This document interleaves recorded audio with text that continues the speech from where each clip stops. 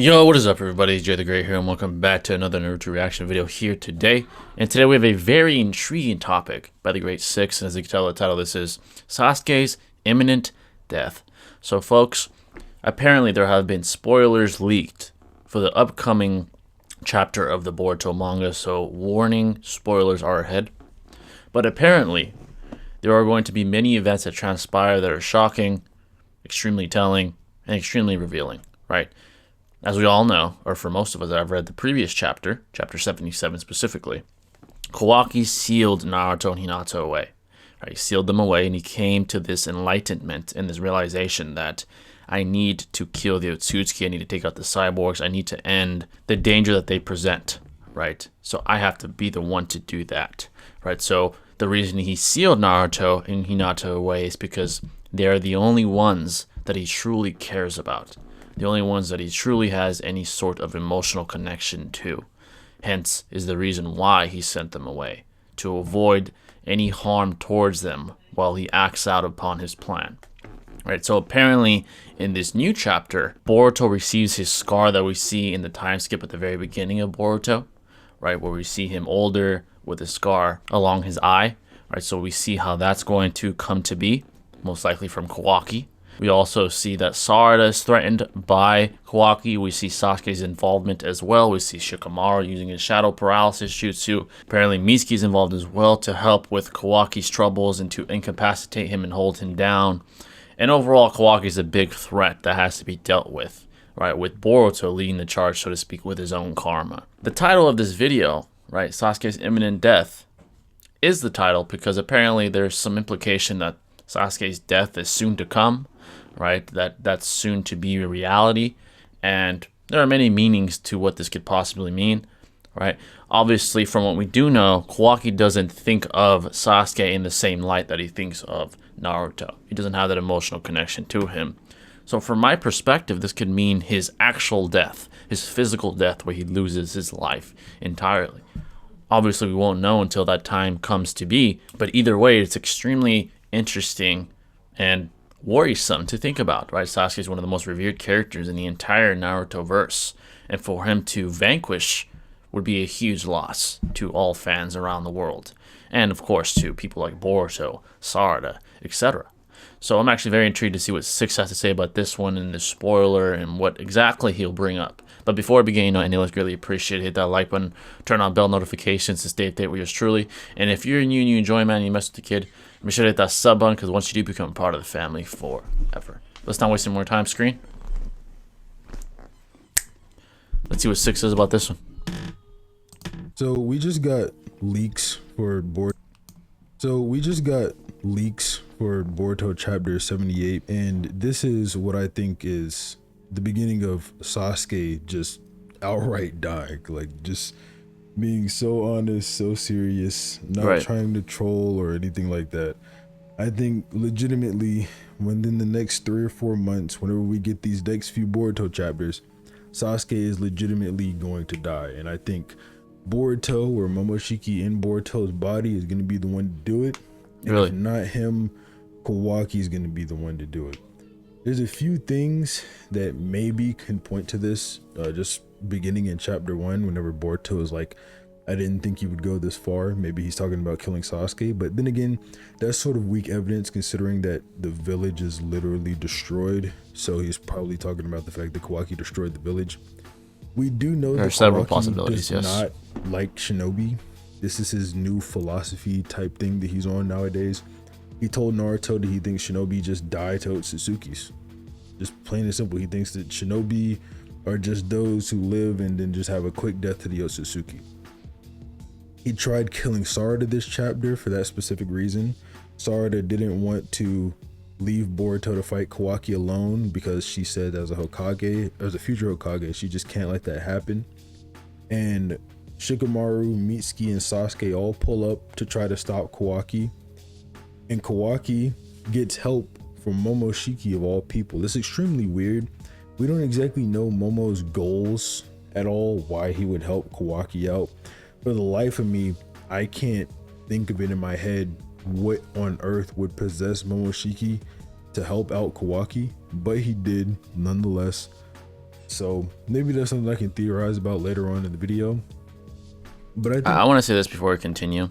I tend to disagree with Six's point on Kawaki not liking Shinobi. I don't think it's that necessarily. I think he sees him as inferior, yes. And the reason he came to this ideological decision is because he is determined that Shinobi are just inferior when dealing with Otsutsuki level threats, right? Empirically, he's seen more than enough to come to that conclusion, right? So I don't think he's per se trying to exterminate Shinobi or that he has some sort of malicious intent towards them, right? I don't think that's the case. I am curious to see why he does attack Sarada.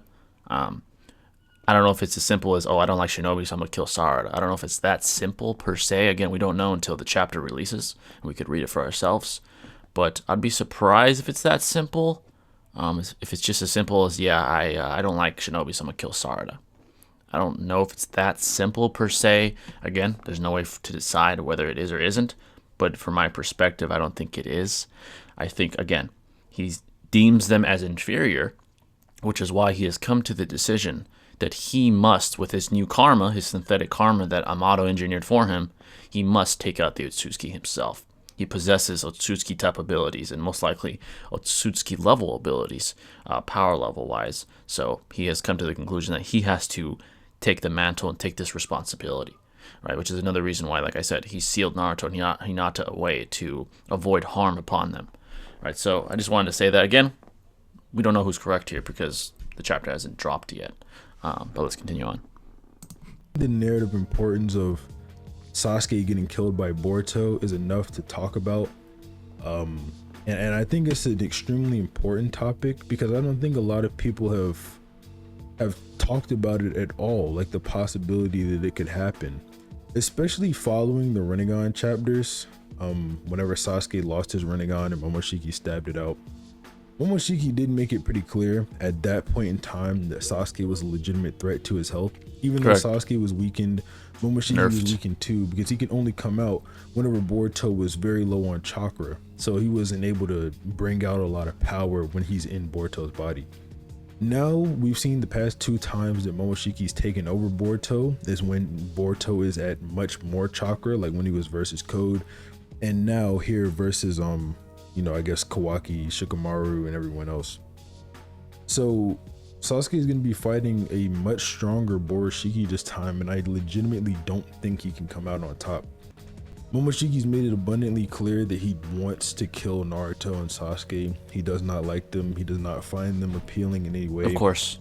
The only reason he didn't keep trying to kill Sasuke whenever they first emerged is not only the fact that he was weakened, but the fact that Sasuke had figured out that Momoshiki has the weakness of not being able to absorb jutsu. And once that was figured out, he was like, well, I just want to get Kawaki and retreat so I could feed Kawaki to the god tree. So that he could feed Kawaki to the 10 tails and then eventually cultivate a god tree. So before, there was motive. He obviously had motive, but there was no like real way he could enact the plan, if you get what I mean by that. So now that he has the way to enact the plan, he's got all the power he needs to take down Sasuke, so he should be able to. Makes sense, yeah, I agree. If you want to get into maybe why Boroshiki could take down Sasuke, this is going to get into a little bit of power scaling territory, but bear with me because I think it's extremely important. A lot of people like to ignore power scaling, or they don't seem to think it's too important when they're literally talking about a battle manga. Power scaling can just kind of help you guide your way through things and see specific outcomes that are about to happen. Yeah. Boroshiki before was much stronger than Code, and seemingly he should be stronger now because Boruto has a stronger base, because Momoshiki imbued 13% or so of his remaining DNA into Boruto's and rewrote it. So now Momoshiki's on top of a stronger Boruto. So he's stronger than he was when he fought Code, or stronger than he was when he fought Sasuke. But being stronger than he was when he fought Code is the more important one because of links to Code scaling and where we can take it from there. Now, Code being Jigen's strong right-hand man is important because from there, you can sort of get really creative with this scaling and where it goes to. If you say Code is somewhat of a smart guy and he has a kind of an idea of power or whatnot, he knows who Ida is. He knows that Ida is one of the robots that was disposed of by Jigen because she supposedly was stronger than him. Yet he says about Ida, if she defies me, I'll just kill her. Those are his exact words to Bug. If she doesn't do what I want, I'll just get rid of her. So he's seemingly implying that he thinks he can take out robots that are stronger than Jigen. Now you can get really pedantic about this and maybe argue which form of Jigen is being talked about here. Okay, is Code talking about base Jigen? Well, maybe. It's possible Code is talking about base Jigen. But how likely is that? Well, we know Code has karma, right? Right. And we know that Code knows Jigen has karma and that he's a vessel for Ishiki. So Code would probably take into account the fact that Jigen has karma. So let's say these robots are stronger than Jigen at Karma 3 or whatever. Karma 3, Karma 2, whatever, when he has the full horn around his head. So Code in Karma would be stronger. Obviously all of this is high, but this is one road you could take it down. I want to mention that right now. This is one road you can take it down. Code is stronger than Jigen in Karma 3 based on his thought that he can take out robots of that level, that being Ida. Now this is giving, like I said, this is one road you can take it. This road gives Code the extreme benefit of the doubt that he does think Ida is this strong, and that he thinks that he can take him thinking that he can take people out of this level actually means that he can. And we're assuming that Ida got to this level by pure power alone, and it's not just her abilities. So there's a few assumptions baked in here, but of course they're like necessary for the argument, and they're a way that you can think that the battle is about to unfold or play out. That being the case, obviously we saw Jigen not only in Karma 1 but in Karma 3 as well absolutely mollywop Sasuke. Now it's pretty important as well, even when you talk about base Jigen compared to Naruto and Sasuke, because base Jigen, while he doesn't do anything too impressive, he does tank a direct kick from 6 Passage Mode Naruto with virtually no damage. Now we do know that karma has a healing factor. At the very minimum, Momoshiki's karma has a healing factor, so I wouldn't put it too out of the question that Jigen can maybe heal just because Ishiki put a karma on him. That's definitely not out of the picture. But Jigen, he's off guard, looking at Kawaki, gets hit by Naruto full force, a kick that sends him flying, but he receives virtually no damage from it. Yep. That's extremely important to bring up just when it comes to his raw durability. But oh my god. Anyway, it's important to bring up when it comes to his durability. Very raw. Because that's a part of power and battle as well, right? I'm basically giving you the idea that if you take it down this route, you can come to the conclusion that Boroshiki is probably stronger than Jigen, who killed Sasuke, and that Sasuke, while Sasuke was, I said Jigen who killed Sasuke, what's wrong with me? Jigen who beat Sasuke, and that Sasuke that Jigen beat is stronger than the Sasuke we have now, because Sasuke now is missing his Rinnegan, which Correct. obviously made him a little bit less powerful. Yeah, definitely less powerful. Yeah. When you get into another line of thought, like another way you can take this power scaling, it still has to do with Code. Boroshiki is stronger than Code. That's going to be like the baseline here for all these like paths, quote unquote, that I'm going down. Boroshiki is stronger than Code. Code should be stronger than Delta. I don't think too many people disagree with that. I know there's some people who think Code is weaker than Delta. Yeah, I would assume I he's see stronger. it more as Jigen has this like sort of inferiority thing about him where he doesn't want people challenging his power or whatever. So I would think that he wanted someone who is his quote unquote strong right hand man to be the second strongest in his organization, I think that makes a lot of sense logically. Of course. And I hierarchy. don't think Ishiki or Jigen, whatever you want to call him, I don't think he's stupid. So him having Code as his second strongest, second in command or whatever, makes a lot of sense to me to say that Code is stronger than Delta. There's a few other statements that may indicate Code is stronger than Delta, but I've argued against him in the past, and I don't want to be dishonest or disingenuous and act like I've never done that. But all of them have very vague and kind of unspecific wording, so I don't like to use them. But if you do like to use them, if you do agree with those statements or whatever, obviously they're there to just help support this argument. Code is stronger than Delta, and then Delta in speed alone, I won't claim attack potency or punching power, whatever. In speed alone, anyway, Delta is at least relative to Six Path Sage Mode Naruto. Now, Naruto is stronger than Delta.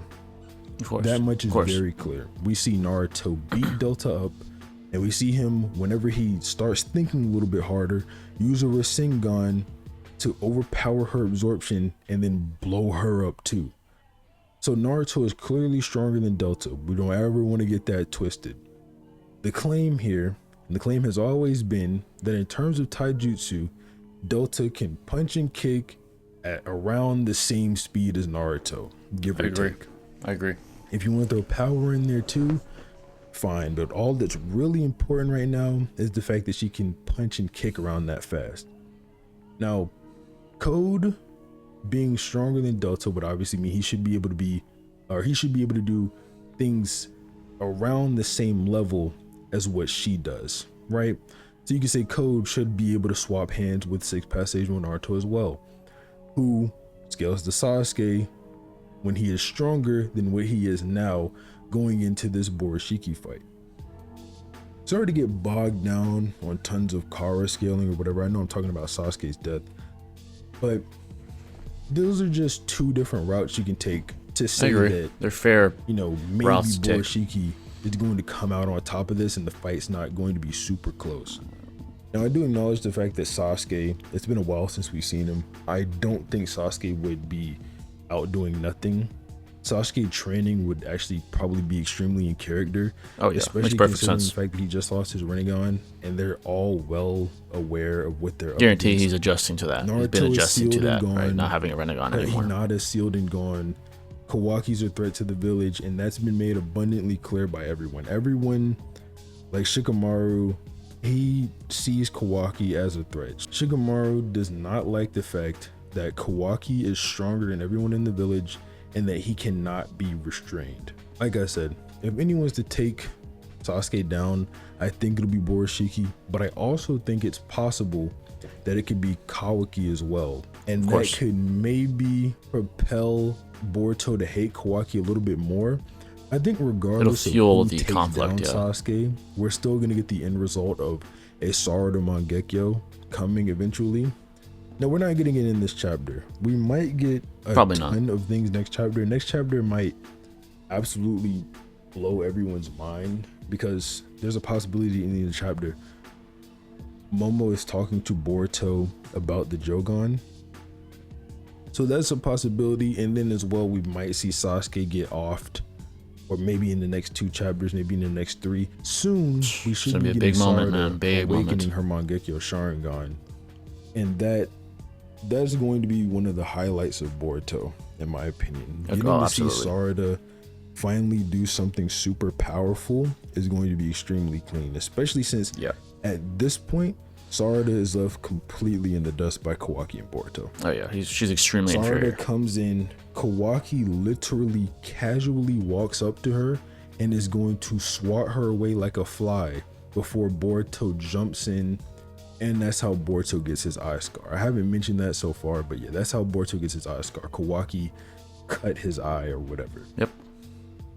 Sarada didn't have her Sharingan on, which is fair play. The Sharingan does, after all, amp your reaction speed, movement speed, and your speed in general, so she couldn't use her Chidori or anything like that. But I'm just getting at the idea that Sarada right now, anyway, is not comparable to these two at all. Absolutely not. Yeah, absolutely not. So No one here is going to be able to stop them. Boroshiki he's shown before and he's just showed again, he can just absorb Shikamaru's shadow possession, which renders Shikamaru practically useless.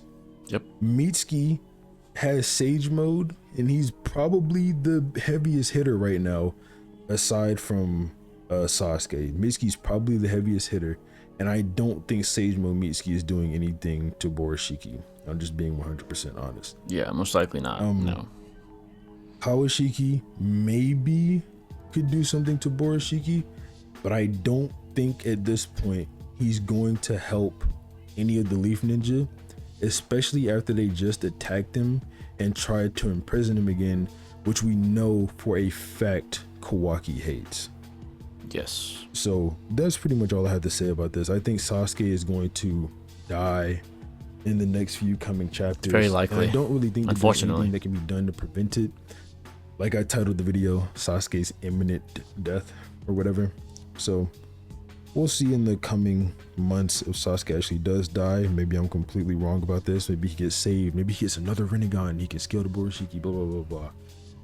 Who knows? See. Boruto writing is predictable and unpredictable at the same time. So I don't know. I'm gonna do a video soon on Sasuke Retsuden, the manga adaptation of the novel and the anime adaptation of the novel. Spoiler warning, it's not good. But yeah, that's what I've heard as well. Everyone, I haven't read it, but I've heard. And goodbye. All right. There you guys have it.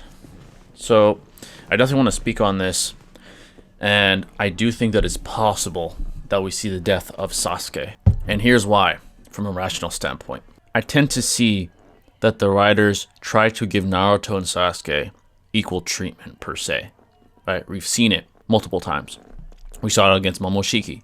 We see them moving at damn near equivalent speeds, having very similar success, etc. They seem very relative to each other. You can argue who's stronger, who's weaker, who would do better against each other, etc. But the writers have made it a point of emphasis to show a level of relativity between the two and to give the two equal treatment, right? Another perfect example, they're nerfing. Naruto loses Kurama. Oh, conveniently, Sasuke gets stabbed by Boroshiki in the eye and loses his Rinnegan. Hence, both are now nerfed. Both are in the same ballpark now. It's not like Sasuke kept his Rinnegan and Naruto lost Kurama, right? Because then there'd be a large gap there, and I don't think the writers want that, right? So there's sort of this notion that we can establish with the empirical evidence, which is that they're getting equal treatment. So essentially, I do think that something is going to happen to Sasuke with Naruto being sealed, right? Death can come in several ways, symbolically speaking. The sealing of Naruto and him being removed from the equation can be looked at as a symbolic death. Long ago, I gave this theory, right, when we saw the time skip, that Kawaki would seal Boruto. I did think that it would be a symbolic death because Kawaki, we learned pretty early on, had a very deep emotional connection to Naruto. So I just didn't see him killing Naruto as a logical decision by the writers.